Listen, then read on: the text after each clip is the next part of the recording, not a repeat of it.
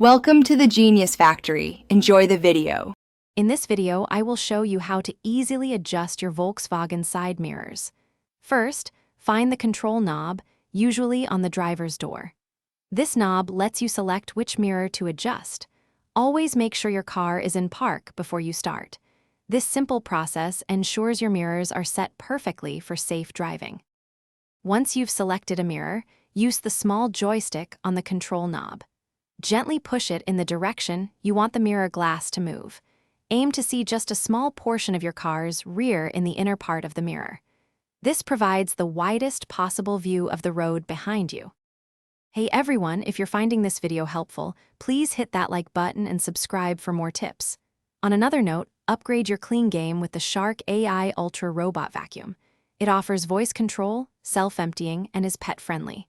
It's a fantastic way to keep your car's interior spotless or your home. Check the description for the link and other deals. Now let's get back to the video. Now, switch the control knob to the R position to adjust your passenger side mirror. Just like before, use the joystick to move the mirror glass until you have an optimal view. Remember, some Volkswagen models even have a convenient feature that dips the passenger mirror when you engage reverse gear, helping with parking.